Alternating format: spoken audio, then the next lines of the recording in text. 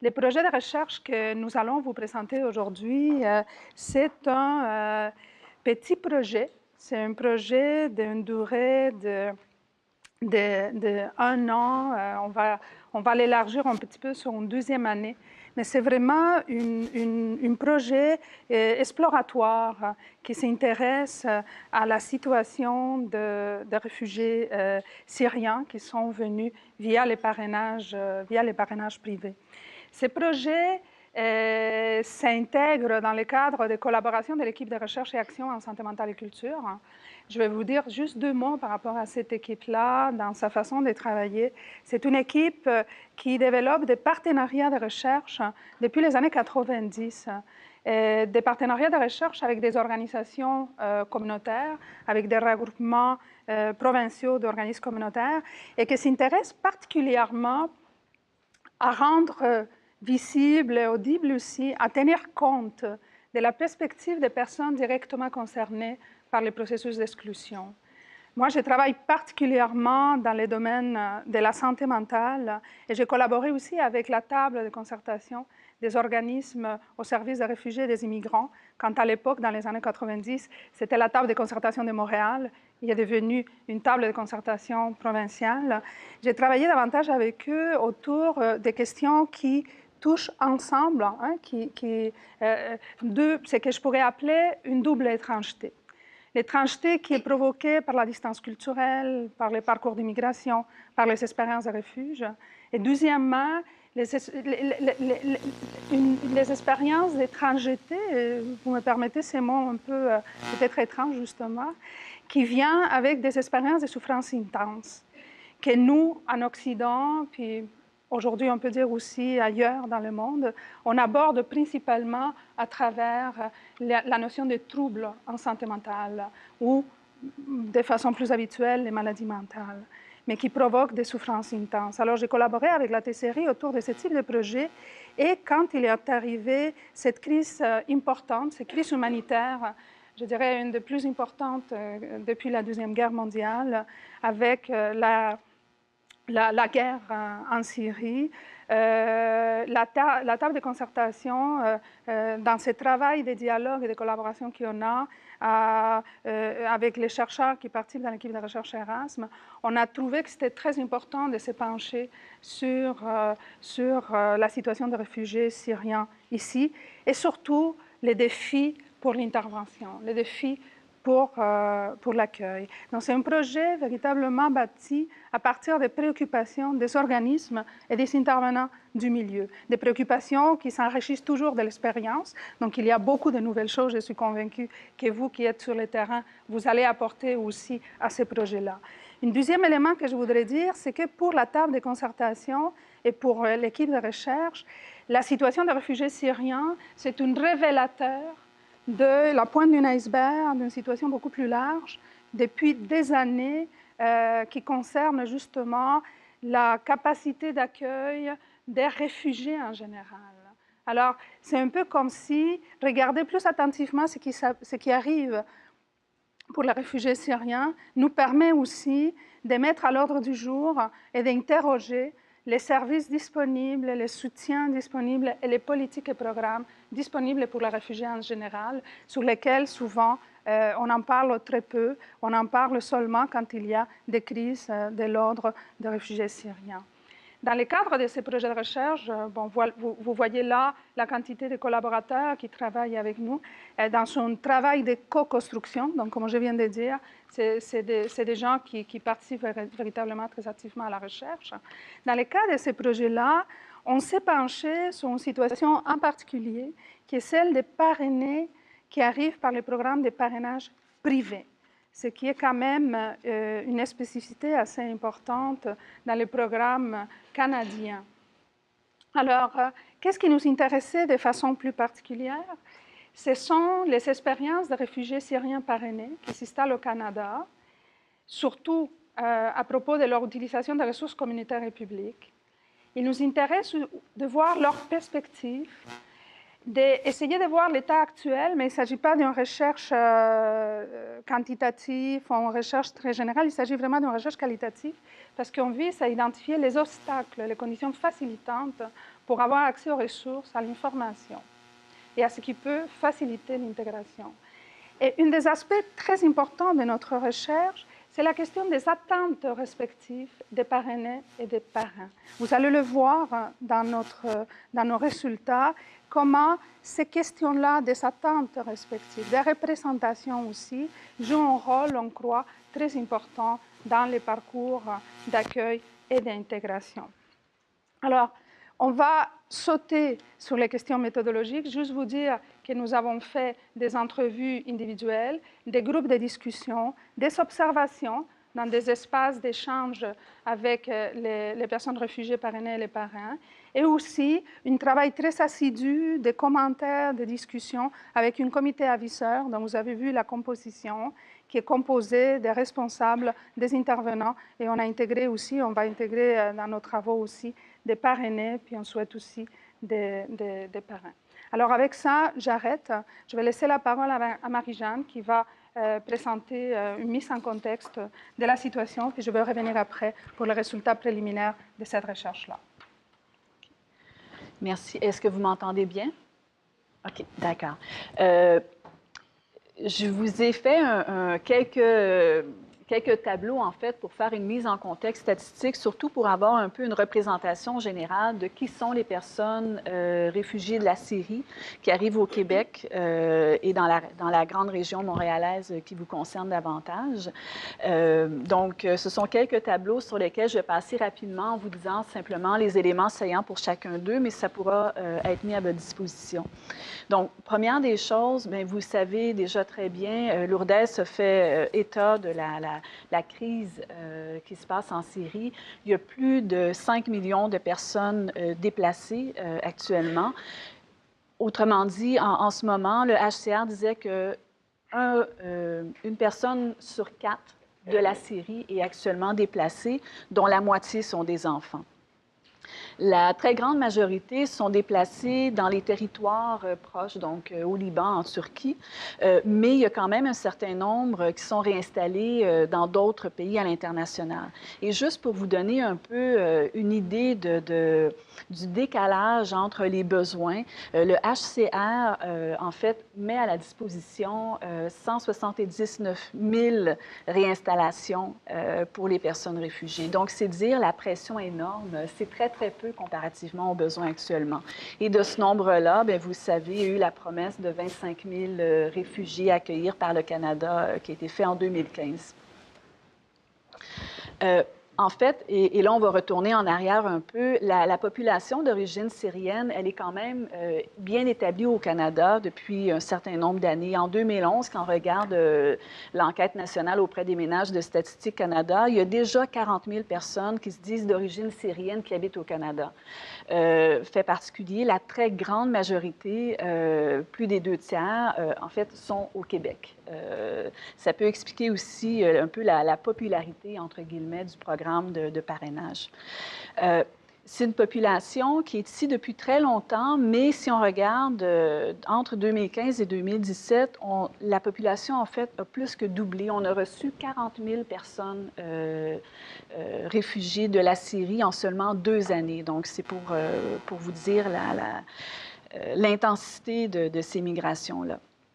Je vais revenir un peu plus dans les détails par rapport à la distinction réfugiés pris en charge par l'État et réfugiés parrainés, mais je vais vous dire tout simplement, parce qu'on pourrait en parler très, très longtemps, mais le Québec est quand même très particulier par rapport au reste du Canada par rapport à ça. Encore une fois, là, on va focuser un peu sur le Québec. Donc, le Québec, depuis, je dirais, en 2010 jusqu'à 2015, en fait, depuis plus qu'une dizaine d'années, vous savez, on reçoit depuis très longtemps, il y a une tradition d'accueil des personnes réfugiées. Donc, généralement, on reçoit 4 à 5 000 personnes réfugiées par année sur les 40 000 personnes immigrantes au total qu'on reçoit annuellement environ. Mais avec la crise de la Syrie, là, vous voyez les chiffres, en 2015-2016, ça a presque doublé ces nombres-là traditionnels. On ne reçoit pas que des gens des personnes de la Syrie, vous le savez, mais quand même, ils représentaient en 2016 seulement presque les 2 tiers des personnes réfugiées. Donc, je vais juste aussi dire un petit mot par rapport à la distinction parrainée par le privé ou parrainée par les collectivités versus prise en charge par l'État. Le programme au Québec existe depuis plus qu'une vingtaine d'années. Ce n'est pas un programme qui est nouveau. Par contre, une utilisation, entre guillemets, ou la popularité de ce programme-là a été beaucoup plus importante dans les dernières années, entre autres par des grandes organisations. Au Québec, il y a 78 des personnes réfugiées syriennes qui sont parrainées par des collectivités. Parrainées par des collectivités, ça veut dire soit des groupes de 2 à 5 personnes, soit des grandes organisations, des institutions religieuses. Et la responsabilité que le parrain a, c'est de prendre en charge les 12 premiers mois de l'établissement. Ça, vous le savez déjà. Donc, orienté par rapport aux inscriptions dans les écoles, assurer la survie de la famille simplement, donc assurer un logement, la nourriture, etc. Mais il n'y a pas nécessairement de documentation écrite très claire par rapport aux engagements réciproques. Mais ça, si vous avez des questions par rapport à ça, nous, on est en contact avec la TCRI. On n'est pas des spécialistes des procédures d'immigration. Peut-être qu'Akima pourra y réagir. Mais c'était juste pour vous dire qu'il y a quand même un certain nombre de responsabilités et qu'au Québec, par rapport au reste du Canada, la très grande majorité des personnes qui sont arrivées de la Syrie sont prises en charge par le privé, contrairement à seulement le tiers pour le reste du Canada. Donc, c'est vraiment une distinction qui peut peut-être aussi s'expliquer par le fait qu'il y a déjà des familles qui sont ici, qui peuvent approcher, entre autres, les organisations pour faire des demandes de parrainage. Un autre élément particulier, ce sont que les personnes réfugiées qui sont parrainées par le privé sont majoritairement s'établissent dans la région de Montréal. 93 % habitent à Montréal et Laval, contrairement à 15 % des réfugiés pris en charge par l'État. C'est vraiment une grosse différence. En général, pour tout le Québec, les réfugiés pris en charge par l'État sont dans les régions à peu près dans 60 % des cas. En région, ils sont presque plus habitués à recevoir des réfugiés. Il y a vraiment un accueil sur en fait, tous les premiers mois d'établissement sont pris en charge par des organismes communautaires. Donc, ça se peut qu'on voit à travers ces nombres-là que les services de première ligne, entre autres au niveau de la santé, l'éducation, etc., peuvent être interpellés de différentes manières. Là, je vais aller vraiment rapidement parce que je veux vraiment laisser la parole à Lourdes. C'est difficile d'avoir un portrait statistique précis de la population d'origine syrienne au Canada parce que pour les nouveaux arrivants, c'est très récent. Par contre, on peut quand même, à travers certaines compilations qui ont été faites au Canada, dégager quelques tendances, en particulier qui distinguent les parrainés par rapport à ceux qui sont pris en charge par l'État. Les parrainés, ce qui est très particulier, c'est qu'il y en a la moitié qui arrivent seuls, sans enfants, contrairement à ceux qui sont pris en charge par l'État, où c'est des familles beaucoup plus nombreuses. Il reste que dans les 2 cas, la famille est très importante. Par exemple, dans le cas des réfugiés parrainés, une personne qu'on avait rencontrée en a profité pour venir avec ses parents ici. Donc, ici, on fait état des enfants, mais on peut aussi être responsable de nos parents. Et le programme pour les réfugiés parrainés permet une réunification familiale plus complète qu'à travers, par exemple, si on est travailleur qualifié, souvent on vient seul et là, le processus est très long avant de faire venir sa famille. Donc, tout ça pour dire que ça peut être aussi une filière migratoire importante pour des familles. Une autre petite distinction, je voulais juste relever au fait que par rapport à la scolarité, il y a quand même près de la moitié qui ont au moins des études secondaires et souvent des études postsecondaires, ce qui contraste légèrement par rapport aux populations qui sont prises en charge par l'État, qui ont en général 82 % ont de 1 à 12 années de scolarité, ça veut dire un secondaire 5 et moins. Donc, on voit déjà ce contraste-là, mais il reste que quelles que soient les populations, et Lourdes va y revenir, sont des populations vulnérables. Et le fait d'avoir une scolarité implique aussi qu'on peut également vivre une certaine déqualification professionnelle et des enjeux de reconnaissance sur le marché du travail. Et ça, je pourrais y revenir à un autre moment. L'intégration professionnelle m'intéresse énormément. Un dernier petit mot, parce qu'on est dans un C3S, c'est la santé à travers tout ça. C'est très difficile d'avoir, encore une fois, un portrait global. On sait qu'ils ont quand même des tests de santé. Bon, il y a question d'enjeux en santé publique.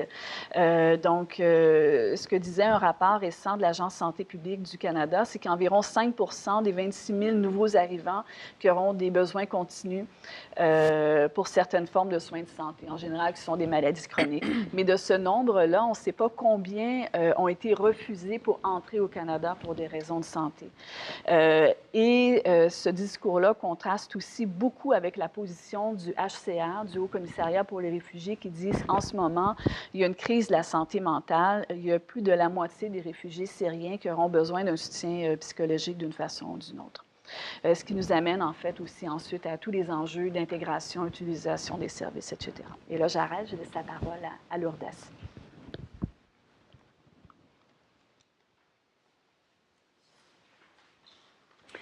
Merci. Alors, on va regarder maintenant de façon un peu plus attentive. Vous voyez bien que ces résultats statistiques sont secondaires, c'est-à-dire que ce n'est pas nous qui, bien évidemment, qui avons travaillé là-dessus. Nous, on s'est intéressé davantage aux aspects qualitatifs à travers ces entretiens en profondeur qu'on a recueillis.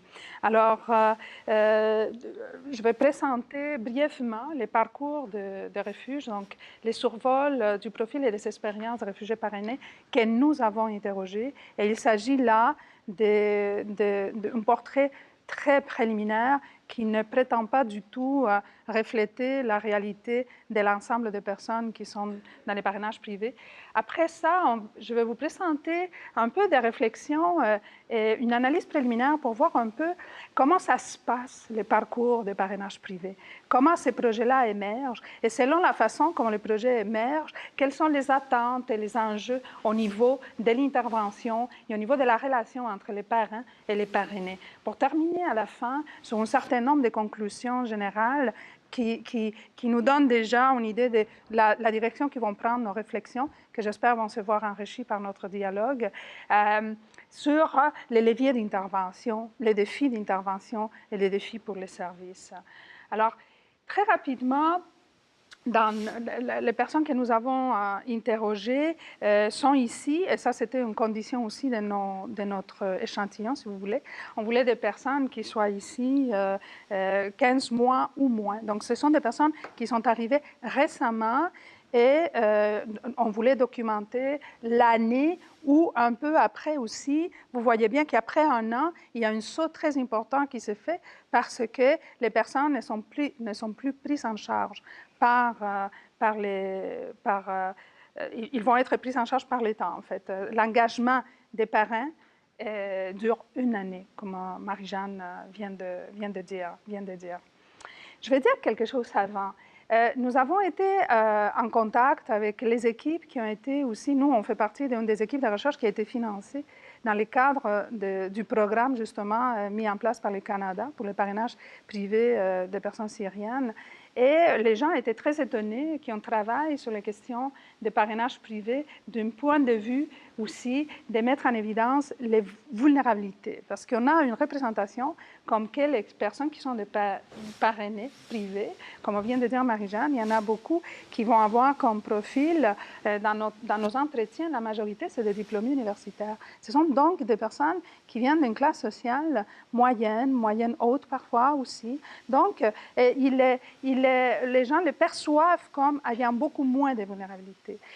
Et nous avons pris dans la recherche le biais de voir quelles sont aussi, justement, il y a des vulnérabilités qui émergent de cette situation-là. Hein, et notamment, entre autres, le fait que ce sont des personnes qui arrivent ici avec, je ne dirais pas d'attente, mais qui vont retrouver des difficultés sur le plan culturel à s'adapter à une nouvelle situation. Et vous allez voir à quel point cela peut jouer dans les relations, les interrelations et les décalages qui vont se vivre entre les intervenants, comment ils se représentent la situation des personnes, et les parrainés qui sont, et les réfugiés qui sont parrainés. Toutes les personnes ont transité par le Liban, plus ou moins. Toutes ne sont pas en contact régulier avec leurs parents et leurs familles, et leurs membres de leur famille. Je vais revenir sur ces questions tout à l'heure. Sur le plan économique, il y a vraiment un profil extrêmement diversifié.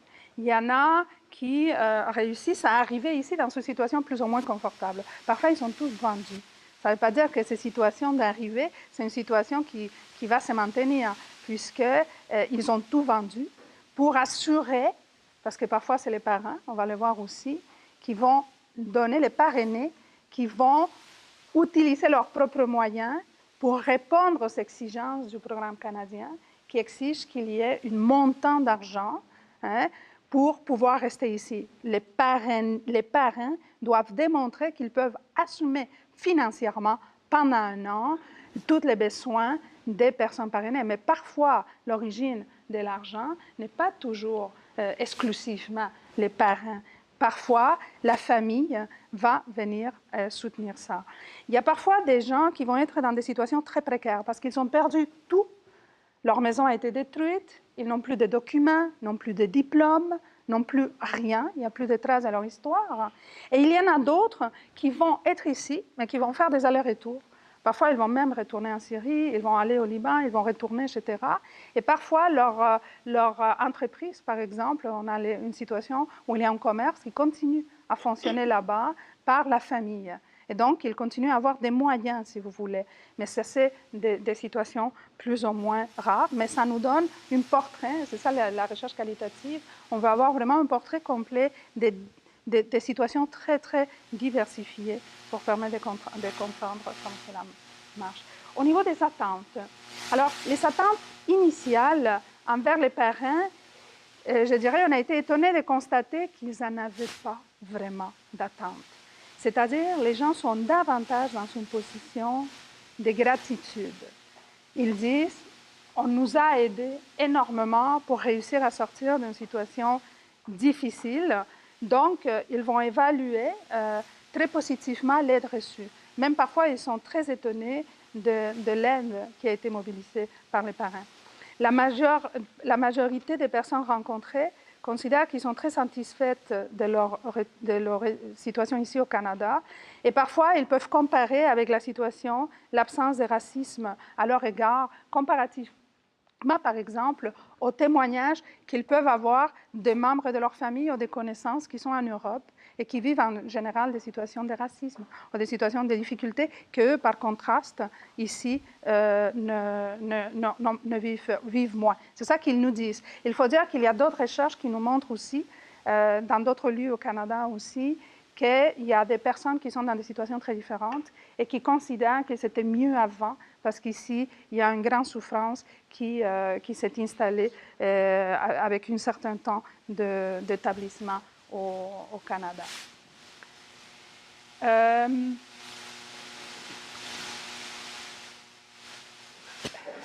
Comment ça se passe, le processus de parrainage? Alors, les programmes de parrainage privé mobilisent énormément d'énergie de la part des parrains, qui vont générer des alliances extrêmement étonnantes. C'est vraiment des stratégies de solidarité, d'entraide très, très riches. C'est ça qu'on a pu documenter. Alors, elles sont très diversifiées. Mais il y a beaucoup de différences entre les parrains. Parfois, ils sont des grandes organisations religieuses qui ont beaucoup d'expérience de parrainage d'autres groupes dans le monde. Parfois, ce sont des petites organisations, des églises, beaucoup d'églises parfois chrétiennes aussi qui vont se mobiliser, et des groupes d'individus, comme ça a été nommé. Moi, j'aime pas ça, les modèles. Je me dis, j'aurais dû enlever les mots modèles de parrainage. Ce n'est pas tant des modèles, mais voir un petit peu quelles sont ces dynamiques et si on peut identifier des situations qui nous permettent de faire des distinctions entre les différentes stratégies qui sont déployées et ces dynamiques-là. Alors, en général, c'est les proches parents et les membres de la famille étendue qui vivent au Canada ou en Amérique du Nord, parfois c'est aussi en Amérique du Nord, qui vont initier les processus de parrainage. Qu'est-ce qu'ils veulent? Sortir de l'enfer les membres de leur famille ou leurs amis. Et donc, ces personnes-là vont se mobiliser pour tenter de trouver les ressources financières. Ils vont tenter aussi de trouver l'organisme accrédité qui pourrait se porter garant du parrainage, ou il y a les stratégies de ces groupes de 2 à 5, ou vont constituer des groupes de 2 à 5 pour réussir à mobiliser les ressources financières et aller et répondre aux exigences du programme canadien. Alors, qu'est-ce que c'est la donne? C'est la donne, si vous voulez, je vais vous donner comme un portrait très, très contrasté. Hein? On s'entend qu'on est toujours dans les clairs-obscurs et dans les gris, mais un portrait quand même assez contrasté par rapport à la question des attentes et de la relation qui est établie avec les personnes. Il y a les projets de parrainage que j'appellerais dans l'urgence au niveau du temps. Donc, comme je vous disais tantôt, une organisation est mobilisée par les familles ou une organisation veut vraiment s'impliquer pour faire venir les gens, ou un groupe de 2 à 5 veut vraiment mobiliser les gens pour faire en sorte que les personnes parrainées puissent venir ici. Mais c'est l'urgence qui est fondamentale. Donc, ils vont surtout s'assurer qu'ils répondent aux critères du programme canadien. Les projets, à ce moment-là, vont se constituer beaucoup plus dans les courts termes. Comment est-ce qu'on va réussir à avoir l'argent, à avoir l'organisme ou les groupes de personnes mobilisées? Puis, par contraste, et donc, ils vont beaucoup plus être conçus comme on va donner des services d'information minimale, etc., aux personnes qui vont arriver. Il y a d'autres parrains qui vont investir effectivement de façon très importante les parrainages et qui vont l'investir à long terme. Ce sont des groupes de 2 à 5 qui vont se rencontrer, ça peut être un groupe d'amis, ça peut être une famille, qui vont commencer à rêver, ça ressemble un peu à l'adoption. Moi, je suis famille d'accueil, c'est comme ça un peu que je le vois. C'est un peu comme une adoption. Ils commencent à rêver les personnes qui vont parrainer. Hein? Le responsable de la TCRI, Sylvain, nous parle souvent des questions que les gens se posent. Est-ce qu'on veut une famille avec des enfants, sans enfants? Il y a des groupes, par exemple, il y a un couple homosexuel qui a voulu parrainer des homosexuels, parce que c'est vrai qu'il y a des situations quand même très dramatiques dans la communauté, etc. Donc, on se retrouve avec un projet qui est mûrement réfléchi, une mobilisation et l'idée qu'on va s'engager avec ces personnes-là à plus long terme. Est-ce qu'on veut devenir des amis? Est-ce qu'on veut qu'ils répondent à nos attentes relationnelles? Vous voyez un peu ce qui va se dégager dans ce type de projet. Alors, j'ai dit qu'il s'associe surtout aux 2 à 5. Ça peut être aussi articulé avec des organisations. Ce n'est pas nécessairement les 2 à 5, mais vous voyez que là, la composante affective, cet investissement à long terme, il est très important. Il y a des grandes disparités dans les soutiens offerts aux parrainés. Parfois, on structure très bien l'accueil, comme ça a déjà été vu, et parfois, simplement, on s'assure qu'ils arrivent, on les installe, et après ça, il y a beaucoup moins d'informations, beaucoup moins d'accompagnement qui va être fait.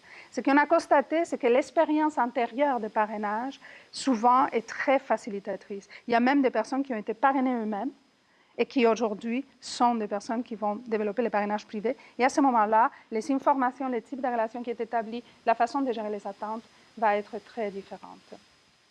Donc, allons-y rapidement, en 2 minutes, aux conclusions préliminaires.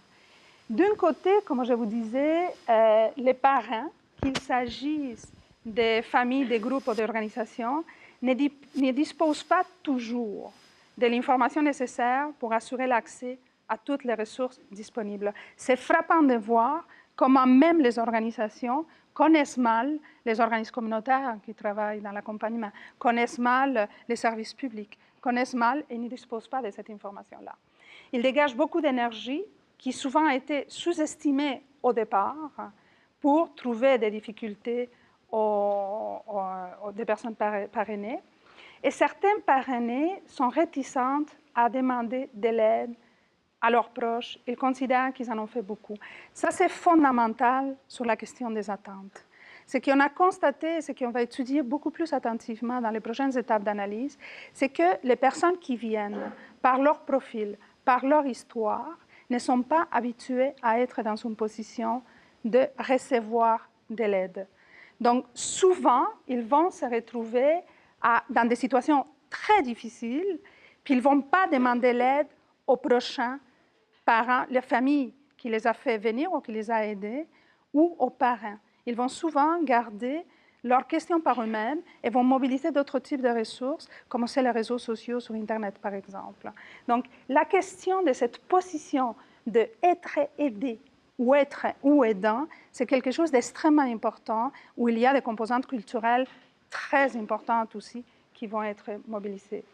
Les organismes de soutien ne sont pas suffisamment connus des personnes réfugiées parrainées et ils n'en donnent pas accès à des informations systématiques et adaptées à leur situation qui évoluent dans le temps. C'est vrai qu'il y a des gens qui vont recevoir beaucoup d'informations en arrivant. Ils ne peuvent pas l'assimiler. C'est impossible. Ils comprennent rien de ce qu'on leur dit. C'est quoi un CLSC? C'est quoi une école? Comment est-ce que c'est ici le système scolaire, etc.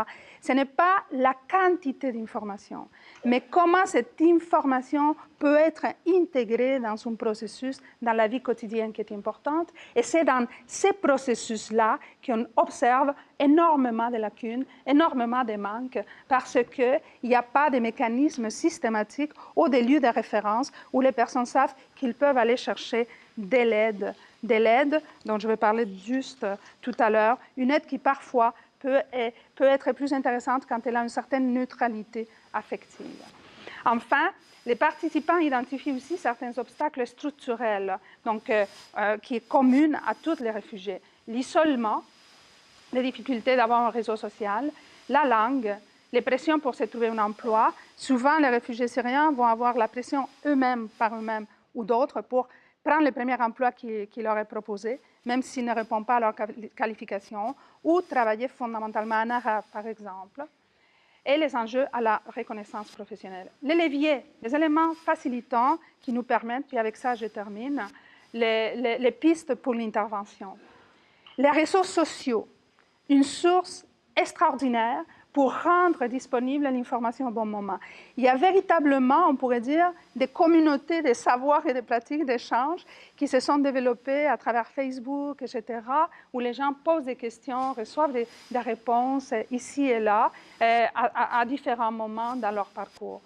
L'existence d'un réseau élargi d'échanges d'informations, de soutien et de socialisation, et là, c'est pour les personnes réfugiées et pour leurs parents, parce que les parents ont aussi beaucoup besoin de soutien, parce qu'ils ne savent pas comment faire. Ils arrivent à des moments où il y a beaucoup d'incompréhension et il manque aussi de beaucoup d'informations et de formations. Donc, les travailler avec les parents et travailler avec les personnes dans des réseaux d'aide et des réseaux d'entraide semble être une piste très importante. Comment est-ce qu'on peut faire pour les consolider?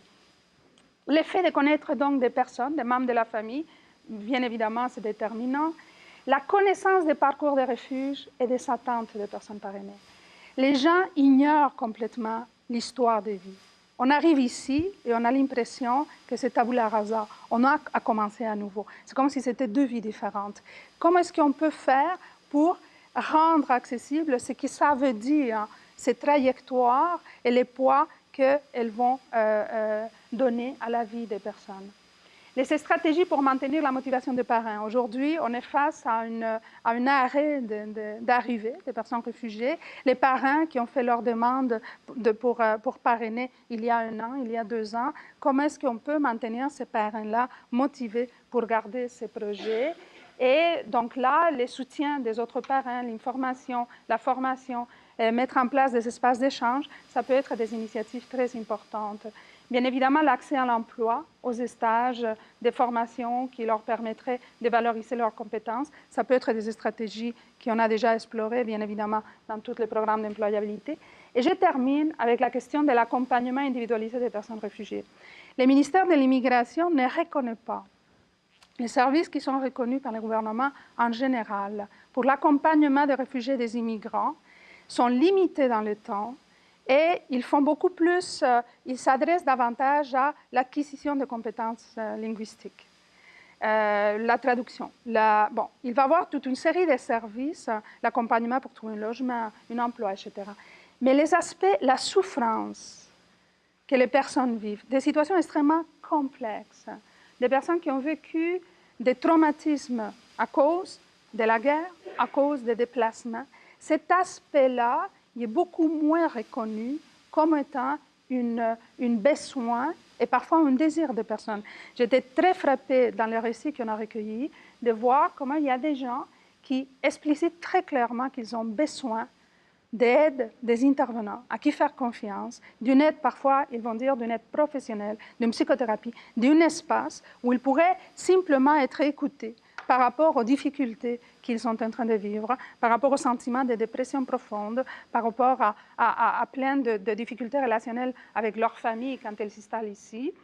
Et ils s'identifient le besoin d'avoir une aide, je disais tantôt neutre. Je m'inspire des recherches de longue date dans des milieux très défavorisés à Montréal pour les femmes les plus pauvres, parce que c'est un peu comme s'ils avaient besoin d'une écoute non engageante. C'est très différent de demander de l'aide à la personne qui t'a amené ici.